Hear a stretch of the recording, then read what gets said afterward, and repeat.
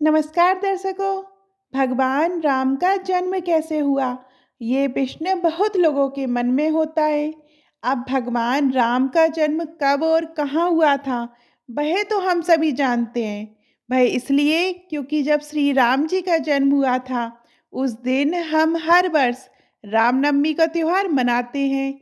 वहीं जहाँ उनका जन्म हुआ, वहाँ की पवित्र भूमि पर श्री राम जी का भव्य मंदिर भी बन चुका है। ऐसे में प्रश्न यही है कि श्री राम जी का जन्म कैसे हुआ। हम सभी उस समय राजा दशरथ के द्वारा करवाए गए पुत्र कामिष्ठी यज्ञ के बारे में तो जानते हैं, लेकिन उस समय की परिस्थितियां क्या थीं, साथ ही इस यज्ञ के बाद क्या हुआ था और किस तरह से दशरथ की तीनों रानियों को पुत्र प्राप्त हुए थे। आइए इस संपूर्ण घटना के बारे में जानते हैं। दशरथ अयोध्या के चक्रवर्ती व सूर्यवंशी सम्राट थे। जब से वे अयोध्या के राज सिंहासन पर बैठे थे, तब से उन्होंने अपनी विजय पताका चारों दिशाओं में लहरा दी थी।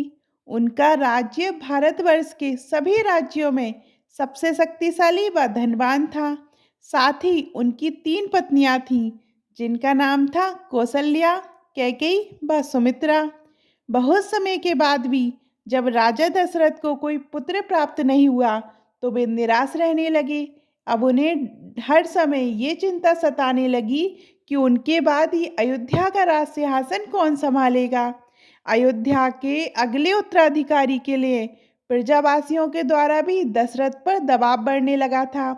जब महाराज दशरथ को इसका कोई उपाय नहीं सूझा, तो उन्होंने अपने राजगुरु से परामर्श लेने का सोचा। महर्षि वशिष्ठ का परामर्श।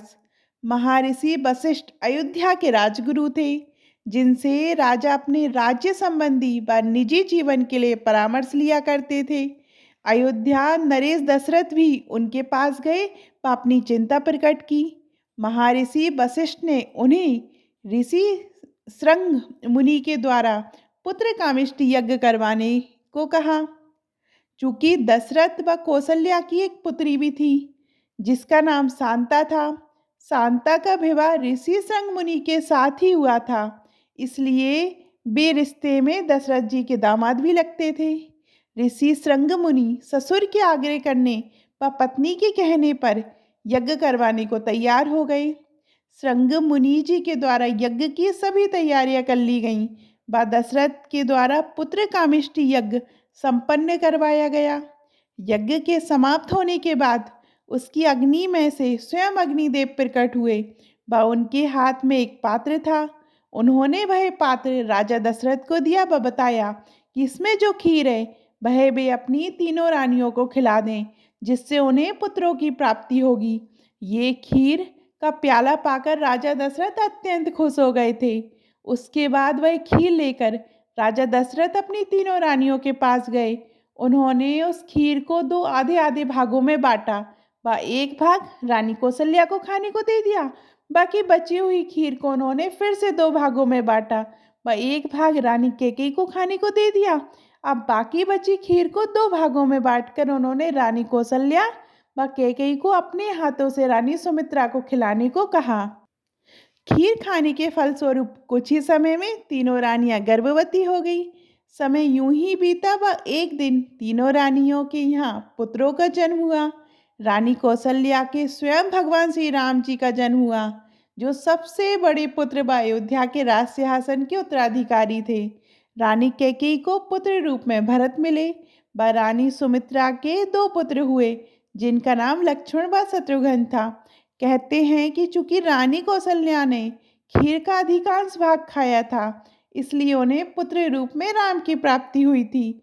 सुमित्रा ने रानी कौशल्या के हाथ से जो खीर खाई थी, उससे उन्हें लक्ष्मण पुत्र रूप में मिले, जो हमेशा भगवान श्री राम जी के साथ ही रहे। रानी कैकेयी के हाथ से जो सुमित्रा ने खीर खाई थी, उनसे उन्हें शत्रुघ्न मिले, जो भरत के ज़्यादा घनिष्ठ थे। इस तरह से आपने भगवान राम का जन्म कैसे हुआ, इसके बारे में संपूर्ण जानकारी हमसे ले ली है।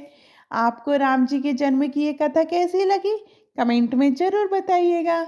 और अभी तक आपने हमारे चैनल धार्मिक चमत्कार को सब्सक्राइब नहीं किया है, तो सब्सक्राइब कीजिएगा। धन्यवाद। जय श्री राम।